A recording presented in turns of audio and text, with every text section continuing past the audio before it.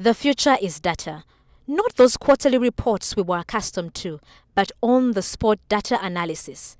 It is right to say that things are moving faster than they did. One side is people have very low expectations of AI, right?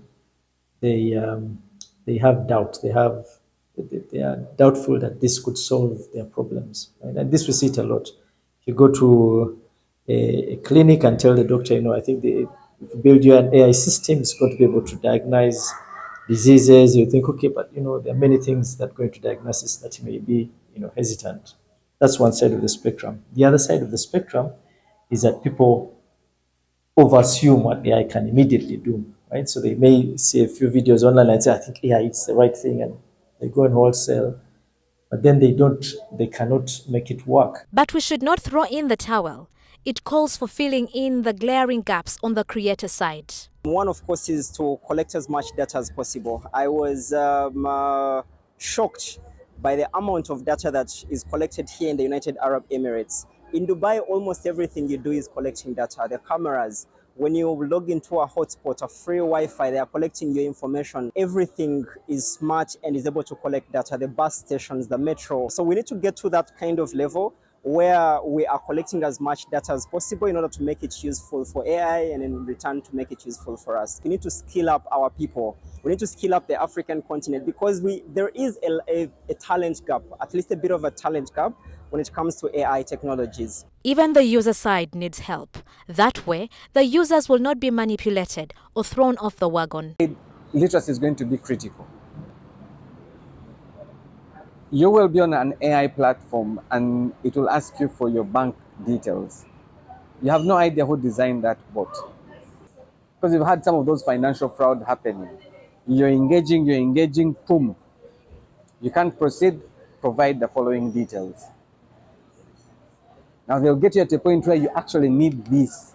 Log in, you share your details, there you go, you're out. So it is important. It is important that we empower our people to the extent possible to understand that technology has its limitations. Technology will remain artificial, and the human being and the human brain will remain superior. But there is an anomaly, and it will cost you. There are certain brains that have depreciated themselves so significantly that AI reasons better than them. Like people have resigned.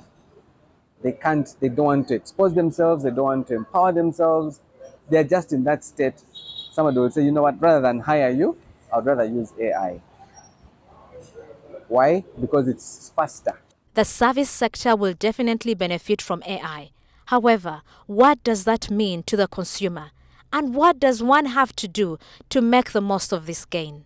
We're going to see a better human value or service value to the consumer than it were. I mean, just look at how tools like Netflix get to see the kind of movies that you love watching and make a recommendation so you don't have to waste a lot of time on the things that really don't matter. So businesses that are going to invest will reap. Why? Because they will also get to appreciate their consumers much better. Much better. So you're going to have to invest in your data, in understanding patterns, in like all that stuff is going to be critical. Businesses that empower their people to understand and are able to leverage technology are going to leverage from AI. The unfortunate bit is people think technology and AI are things you're just going to buy and put in and start working. No. For AI to work, it's going to be inside out. You're going to work with the teams inside. So everybody talks about technology, processes, people. I'll say people, processes, technology. Start with your people. And finally, the future is largely going to be driven from a technology perspective. Is the more data we build and align, the more products we get to see. So innovation is likely going to be faster. So businesses that invest in spending time understanding data are going to innovate faster. You should not roll the wheels backwards. Instead, sharpen yourself to embrace and gain from this wildfire technology. Joan Salmon, NTV.